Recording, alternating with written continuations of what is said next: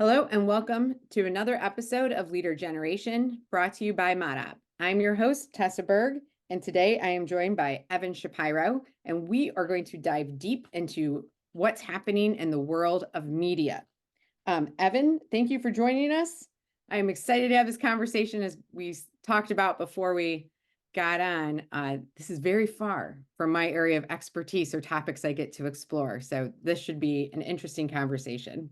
Thanks for having me. So, Evan, you are referred to as the media universe cartographer. Tell us a little bit, what does that mean? So right now, I run what I call change agency, and we provide basically insights as a service. I write about the media every day on LinkedIn. I also write a Substack newsletter called Media War and Peace. And there I pontificate on the shifts inside the media universe. This all started when I decided to create a map of the media universe, including companies like Apple and Microsoft and Meta and Alphabet, and now NVIDIA. And the x-axis of the map is the market valuations of these companies. So it's publicly available, usually driven by public markets, sometimes by reported valuations, but it's math. And you'll see Microsoft, which is now the most valuable company in the world, there in its $3 trillion valuation, sitting next to companies like Disney and Comcast. And when I first dropped the map, a lot of people, it got picked up by Deadline. And a lot of people said comparing companies like Apple and Google to companies like Paramount, or at the time it was called Viacom, and Fox and Disney, where the big tech companies make most of their money and all their profit from hardware or software, or search, and they dabble in media, whereas the media companies get all their valuation and all of their profit from media and entertainment, is not a fair comparison. You should try to section off just the media enterprises of the big tech companies and compare those. And my answer was, life is not fair. Mm-hmm. The map, which first started in 2020, was not meant just to compare these big tech companies to the media companies, to the traditional media companies, but to basically show with math that big tech had already taken over media, and that the new era of media was going to be one dominated by big tech, who are infiltrating other markets like audio. YouTube's the biggest music platform on the face of the earth, as much as Spotify likes to scream about itself. Video and gaming. Microsoft is one of the largest gaming companies on earth, but it's not the center of their enterprise.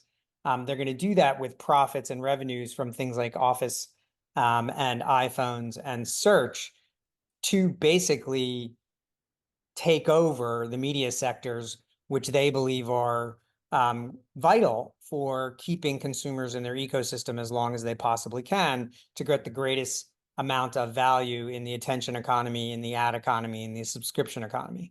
So that first map is where the title came from.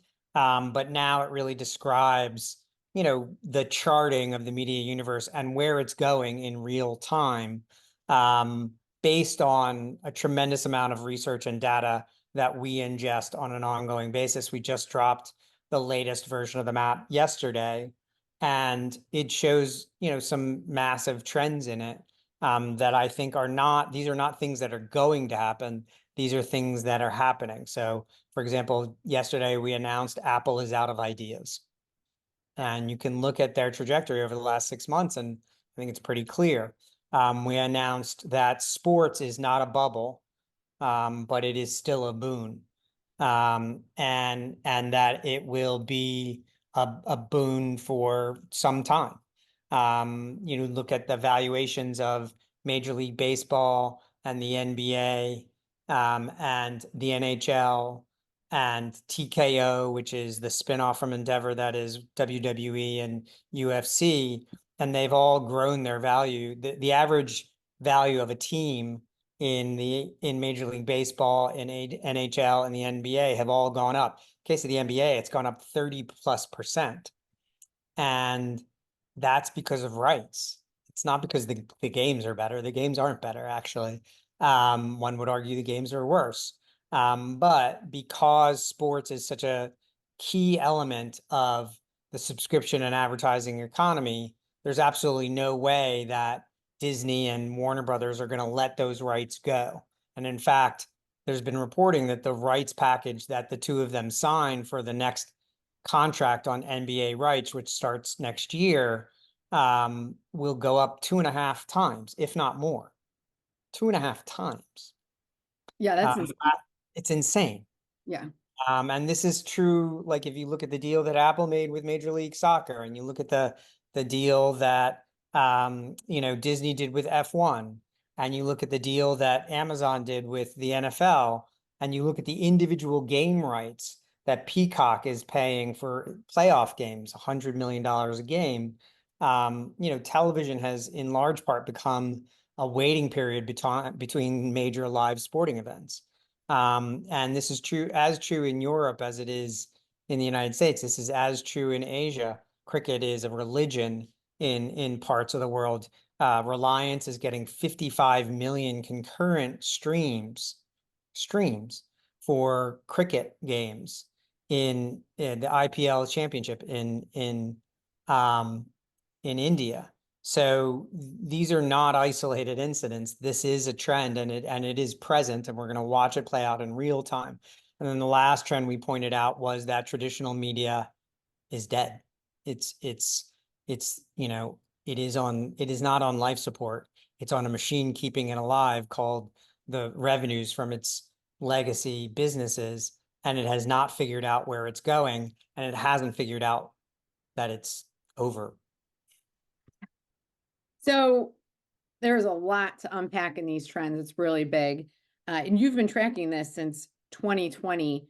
What kind of prompted you to create this map? And is there a danger in the tech companies starting to take over the media landscape? I've actually been tracking it for a lot longer than that. It's just that I did it inside companies until 2020, and then actually until 2017. And then I started doing it externally, and then the map kind of illuminated everything. I've always tried to make decisions based on data. In 2012, so this is 12 years ago, I wrote an article called TV and Intervention, where I predicted that by 2025, 40% of the cable universe will have disappeared. The only thing I was wrong about is that it came earlier than I predicted. We are now at 60% of the cable universe that we had in 2012, and it's 2024, and this was true last year. So I was 2 years too short, too long. And that was based on data. It was based on a ton of data, and everyone called me crazy. Everyone said I was nuts. So I've been doing this for some time. And now more so than ever, I let the data tell the story, and then I just put words around it. It's very difficult to argue with math. People try all the time, but facts are stubborn things. Is there a danger in big tech taking over media? No, there isn't. There was a danger when kingdoms ran media and paid painters and writers to write shit. There was a danger when the church controlled the media and told painters what to paint and sculptors what to sculpt. There was a danger when 6 companies ran 90% of the intellectual property on Earth in the 80s and 90s and early aughts. We have oligarchs in media. We always have. I think we always will. And I don't see, there are anti-competitive practices in big tech that worry me, but there were anti-competitive practices in the last set of oligarchs. that just troubled me just as much. So, and in fact, my problem with the last set of, the last oligopoly was that they very much limited voice, whereas big tech seems agnostic to voice. Yes, the algorithms do skew here or one way or another here or there, but that's based on, just innate white guy bias that's inside the C-suites of tech and media for a long time. So that's not necessarily malicious or purposeful. It's just what happens when you keep hiring the same people from the same 8 Ivy League schools over and over again, which we need to change. But this is not a new problem. Mhm. I think the thing that people fail to realize is that the golden era of television was supported not by the revenues of television directly, but by the revenues of the ecosystem in which television and film lived. Comcast and all the rest of the cable companies stopped profiting on video in the late 90s. It became a break-even proposition from 2000 forward, and now it's a loss leader. And it's a loss leader around a very profitable product, even to this day. The triple play combination of phone, broadband, and video is a very, very, very profitable product. It is disappearing very quickly, but it has been a profitable product for a very long time. The profit was generated by the accidental revenue streams of broadband and telephone that were the byproducts of building out the pipe to deliver television. So they dug all these holes, they put in this pipe that allowed high definition and then 4K. And in doing so, they invented the broadband internet. They allowed for voice over internet. And that, as a result, those products are almost pure profit. Mhm. And so the pure profit generated by telephony and broadband was what allowed them to irrationally overpay for ESPN and USA and Bravo and Fox and CNN. And that's where the massive profits came from in publishing. It was not sustainable. They should have known it was not sustainable. In 2012, I wrote that it was not sustainable, and they should have been rather than selling their best product to Netflix and allowing the Huns to destroy them. They should have invested in their own system of streaming, and they could have headed off the disintegration of the cable bundle at the pass. They did not do that. And now with the triple bundle disintegrating, finally, after a long time, the profits are disappearing from the publishing, the great media entertainment industrial complex. But the triple play is still a great idea. It's now just called Amazon Prime. Amazon Mhm. Prime is the same product with different levers. So instead of telephony, you're getting home delivery, and you get all this bundle of products, and it's the one subscription nobody cancels. Nobody cancels. They'll raise the price, they'll add ads, and consumers will bitch, but no one cancels it. It's too ingrained into our lifestyle, just like the triple play used to be. It's my broadband, it's my telephone number, it's my email address. I can't break up with it. All my records are there. So, that's the new bundle, and that's the new product. And that's the kind of product that big tech is so much better situated to deliver than anyone else. Except you see Walmart buying Vizio, and you imagine a future whereby other companies get into this game as well. But video is a standalone product. Audio is a standalone product. Is not as good a business. And it hasn't been for a very long time. And so the idea that a Spotify, which has never been profitable, can compete against Apple, Amazon, and Google, the 3 of the most valuable companies that have ever existed, is bonkers.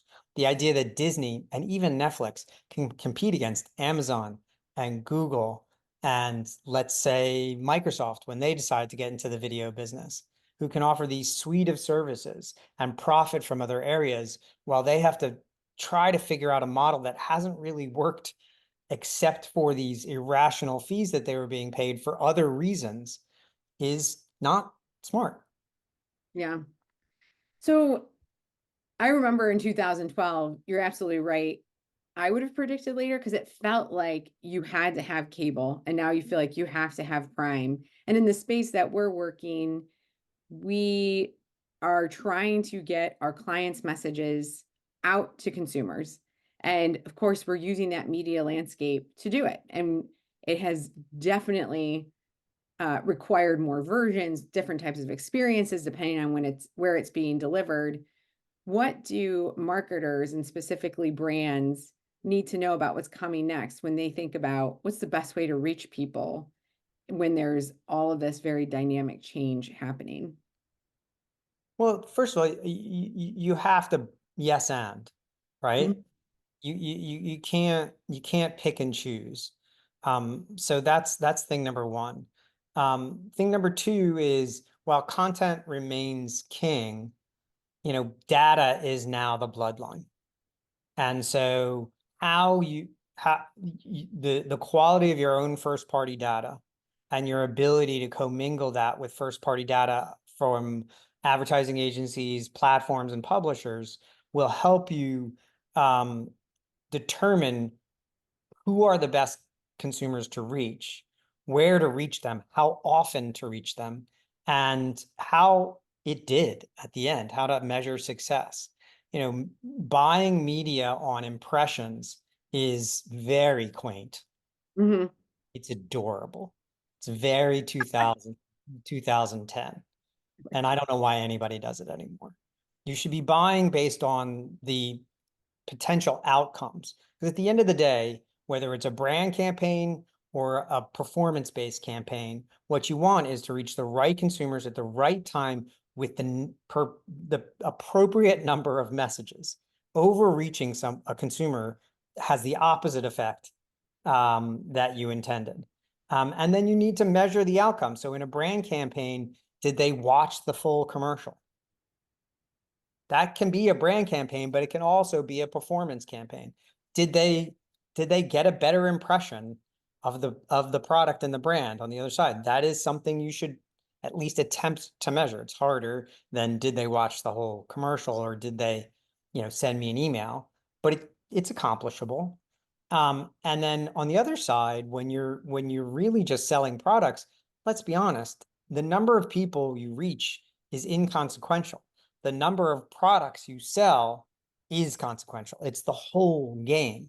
So we're moving from a game in advertising that is, predominantly built around hearts and minds to one that is going to be almost exclusively built around hearts and carts, cans and hands, butts and trucks, heads in beds. This is what we care about when we're a hotel or a destination product and we need to book. We want to know how many people we reached, showed up and slept in one of our rooms or got on one of our cruises. That's all we care about. And so spend more money up front determining who your most likely buyers are, target them, make sure you're not overreaching them, and then measure the effectiveness of your campaign on outcomes, not reach. That to me is where we should be. It's where we are. It's where the best buyers are. It's where the smallest buyers are. 60% of all money spent on video goes to YouTube. And the reason for that is it is infinitely measurable, despite the massive fraud on Meta and Google. I mean, massive. Like, let's call it 40% of all media spent on those two platforms is just pure bot-driven fraud. And yet, when a dry cleaner or a hardware store in Ottumwa, Iowa, you know, puts $1,000 campaign down, they know exactly how much foot traffic they got as a result of that. They can see the outcome. The auto dealers can tell based on appointments that they get to test drive cars. That's why small advertisers buy exclusively on social and very rarely on cable, because they can measure the outcomes. And so you really do want to make sure that you're buying for the time and the moment and not doing yourself a great disservice and wasting most of your money. The John Wanamaker quote, "I know half my marketing money is being wasted. I just don't know which half." That's from like the 19 teens. Mhm. And we're still quoting it today. Yeah, There is no rational reason. There's no rationale for thinking that half of your marketing money is being wasted right now. yeah. I think that you're asking marketers and brands to make a massive mental shift. And even in the past, so I came into marketing through an obsession with data. And I always found it so challenging to show and communicate the value of quality over quantity. Like, even if you can show all the logic behind it, there's this emotional pull that people feel that they just have to reach more people. And that if more people know, they will take an action instead of understanding that what's front and center for me as a consumer is my life. And if you aren't hitting me with a message about your product that solves a challenge that's deep to my life at the moment when that challenge is top of mind for me, then it's wasted. But there's this mentality that, well, if we just like awareness is almost overvalued, not almost overvalued. Awareness is extremely overvalued instead of taking the money and investing up front and looking at who do I already have, really understanding them, having true data personas that are alive and evolving, as opposed to I did it once and 3 years later I really stick to these.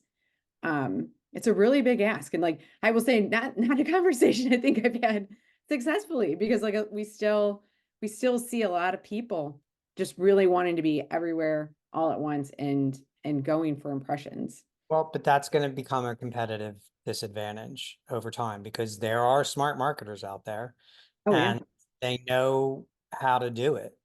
And chances are some of them are your competitors. Who cares if I know the absorbing power of Pampers? I haven't bought a diaper in 25 years. Yep. It's just a wasted impression. You buy an ad on the Today Show on NBC, and you have absolutely no idea how many people who saw that ad will buy a product. You buy that same ad inside the Today Show on YouTube TV and Hulu Live and all the other virtual linear products where you can buy that, which is a high number. And you're going to reach substantially fewer people. But on the way in the door, you're going to say, I really just want to place these ads in areas and to people who are in the market for this product. And then I want to measure whether or not it's effective. Yeah, you're going to spend way more per 1,000 eyeballs, right? But you're going to waste a fraction of what you would have wasted on the broadcast product, and you're going to know whether or not it worked. Mm-hmm. The spend will be less in general. The spend per person will be higher, but the spend per dollar returned in actual purchases is going to be specific number in the latter example and a piece of guesswork on the former. I'd rather throw a big rock in a pond where I know I can make waves than a pebble into the ocean where I don't make a ripple. Yeah. I love that analogy. And it's one thing you said, there's a lot of smart marketers. I totally agree. And sometimes, when it feels like people are managing everything on emotion and not logic, it like drives me absolutely nuts. But I will say this is where AI and machine learning have played a massive role. And you have to sort of let go of how you used to do things and understand that as the machine is getting trained, the outcomes that it's predicting are something you could not have realized on your own. And we've seen smart marketers have an aha moment as opposed to like a contentious moment and be like, oh my gosh, we should totally be more on. I mean, YouTube is a great example. And sometimes it gets tossed out of a plan because it can't be managed through, a massive platform and all the same way. But who cares? If that is where your customers are at, it doesn't mean perfect measurement shouldn't be the thing that blocks progress, and it shouldn't be the thing that blocks putting your message where you know your audience is. Um, and Well, again, and honestly, if you are not happy spending as much money as you're likely being recommended to on YouTube and Meta and Amazon, invest in your own first party data infrastructure, and then you'll be able to go other places and be just as effective there as you are on those three platforms. It is incumbent on the client to, and by the way, IAB just did a study, last month, and 71% of brands, agencies, and marketers are now investing, and publishers are now investing in their own first party data infrastructure. That's up from 41% just 2 years ago. So this is the way it's moving. And if you don't want to be left behind, look, I'm sure riding a horse was super fun. But when your competitor starts delivering their products by it via truck, like, are you going to just stick with it because the horse smells like work? Mhm. That's exactly, you have a lot of people still buying linear broadcast for that reason, because they have this romantic sense of massive reach, which doesn't exist anymore, let's be honest, except in the Super Bowl. And then you're talking about $5 million a spot, right? Or, in Thursday night football, which is now on Amazon, which is a pure digital product, or on Sunday Night Football on NBC, which again is still five, six, seven, $800,000 a spot. So great if you want to do that kind of reach, but again, who's seeing it, and Mhm. what are they doing once they've seen that spot? And is it that want for massive reach that's making the rights around sports so valuable? Is that I think a lot of sports are starting to attract a more diverse audience, more eyeballs, and so advertisers are like, we got to be in that space, and those rights are now Well, making. I think one of it is a big part of it is that it's live. And so ads aren't skipped. And you can kind of, you can create a conversation in a playoff game, and what's just a pause here. So the women's finals had 16 million viewers. The men is the final four. Women's finals had 16 million viewers. The men's finals had somewhere around 10 or 11 million. And the women's finals had 90% of the advertising of the men's finals. So just pause on that for a second. So there are these new sports coming up. Football, meaning soccer, is going to be a massive. It is going to take off finally in the U.S. now that Messier is here and a bunch of other players are coming over. But also the Women's World Cup is helping with that, and as will the Men's World Cup coming here in a couple of years. Cricket is coming to the United States, the Cricket World Cup this year. While that won't be a massive sport in the US, there are 12 million Southeast Asians who will all watch that at the same time. Very, I don't want to generalize, but traditionally wealthy, high expendable income households, highly educated, very influential.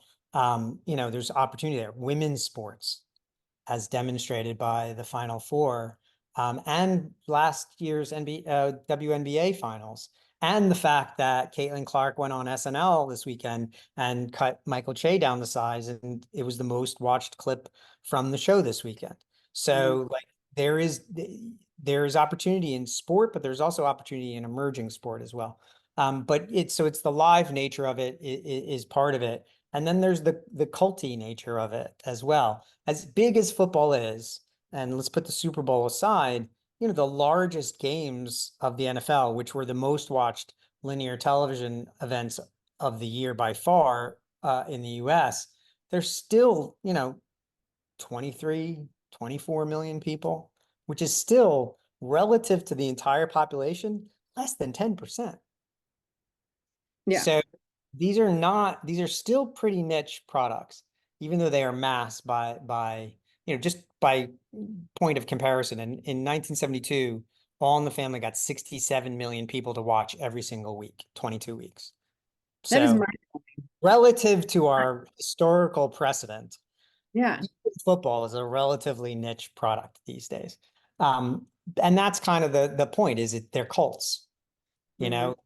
So you have a loyal fan base who will overpay to watch, whether that's on Amazon or ESPN or DAZN, or, Turner or TBS, or, wherever, NBC. And so, the Peacock game, which got 23 million people to watch on Peacock, which was not a service many people used up until that point, demonstrates the power that sport brings to a publisher.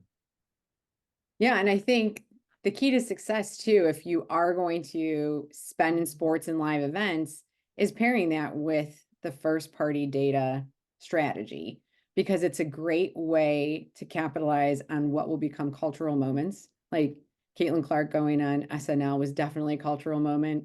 I was smiling from ear to ear during that segment. As a female soccer player, I've been waiting for soccer to become big in the United States my whole life. And so to see it happening in basketball really, and the games were so entertaining. And you had like this point of pride that I Hey, know it's so many almost people. as if they know how to play basketball too. I know, yeah. Who knew? Who knew? um, Just but yeah, one other point I would make on what advertisers should do. So, the gatekeeper entertainment economy is contracting. And it's not just contracting, it's it's becoming less interesting. So Netflix announced today that they're going to make fewer auteur-based films and many more, or actually fewer, but much more mass targeted products, right? So, Amazon a couple of years ago was super into independent films and documentary. Now they're making Roadhouse, mhm. So the corporate media economy is going to get more and more vanilla, straight down the middle, mass oriented. And the indie voices, shows like Fleabag and Portlandia, and even shows like Mad Men and BoJack Horseman, are going to become absent from those platforms. But still on the big tech platforms, still on the big tech infrastructure, the creator economy is going to start offering, and is now offering, that work in a different form. And brands who isolate their media spends and their efforts in marketing only to the gatekeeper corporate media industrial complex are going to lose most of their audience. And they're going to lose the opportunity to build passion around their brand. However, brands who invest heavily in the creator economy and in creators, and by that I don't mean influencers. Fine, influencer marketing is effective, keep doing it, don't stop. But there's a much larger ecosystem in the creator economy that includes podcasters, that includes comedians, that includes Substack, that includes long form, beautiful content on YouTube, that involves all of these musicians and poets and writers and directors on TikTok, on YouTube, on Instagram. The Duolingo TikTok is one of the best feeds I've found on the internet. Oh, Funny, inventive, different. They don't pay TikTok for that. That's not an ad. They pay for it, they pay talent to make it, but it has like 7 million followers, and they're rabid. They love it. The Washington Post TikTok, very entertaining, very effective. The Chipotle TikTok, the Levi's TikTok, the Crocs TikTok, all really good brand produced content feeds, not ads, but content feeds. Brands who lean into the community economy, as I call it, or the creator economy, as most others do, and can build a passionate relationship between them and the consumers they're trying to reach, those will be the successful brands over the next decade. The ones who do not will not. And you're going to see a shift in brand loyalty based on that. Yeah, and it's though the community economy, the creator economy has those emotional ties to their audience, and not probably, but the best way to learn where that content comes from is to uncover those truths from that first party data and keep the conversation going. I think that brands, when you look at mass media and pushing things out, you're not creating a conversation where if you're creating the cult, it's because you're doing it in service of and facilitating and fostering that emotional connection with the audience. Yes, that's exactly right. This has been a wildly interesting conversation, Evan, and thank you so much for coming on today. Um, Lots of nuggets that our listeners can walk away with and start to be inspired how to look at their data, how to use their data to start creating new experiences in communities. Are we missing anything? Are there anything else about the map that was just released yesterday? And for a point of reference, we're recording on April 15th, 2024. So yesterday was April 14th, 2024. What else or what other nuggets should we touch on before we end today? What other points that should we touch on? It's a great question. I think I hit, almost all of the ones I would say. I mean, also, look, if you're an advertiser, or an agency or a brand, ask yourself this: do you play Wordle? Do you Yeah. game on your phone? And if you do, you're a gamer. And most Americans, in fact, most people on the planet are gamers. And most of that gaming is on phones. What people call casual gaming, puzzles, those Candy Crush, Wordle. The New York Times is now one of the most important gaming companies on the planet. Yeah, that is so weird to think about. And most of the revenue in mobile gaming comes from advertising. So if you're looking for an effective, uncluttered, highly engaged audience environment, mobile gaming is probably one of those areas that you should be looking at really, really hard. It is one of it, first of all, advertising in all gaming, mobile, console, otherwise is going to explode. It's probably going to be one of the fastest growing segments of the ad economy. It's still very immature, which means the real estate is, relatively unspoiled, especially for big brands. And so the opportunity to go there and have meaningful impact very, very quickly is tremendous, to be blunt. And so I think, you have an opportunity there. And by the way, it goes back to the first party data, it goes back to everything that we just talked about, with regards to the efficacy and measurability of your ads. It's incredibly measurable, one click away, from getting an action taken. And one click away on the device that consumers on the planet Earth use more than any other device. It is the remote control of their lives. And so to me, if you're looking for, when I was a marketer, which I'm a recovering marketer now, when I was a marketer, I always looked for the real estate no one else had. At one point, when I was doing marketing for the public theater, we wrapped 300 water towers, the towers on top of buildings, in New York, and it made the news because, like, what the fuck? So, we would do chalk drawings, semi-permanent chalk drawings on the sidewalks because, like, holy crap, like big ones. We were early on in the wild posting. So we were always looking for real estate that stood out by dint of the fact nobody else was touching it yet.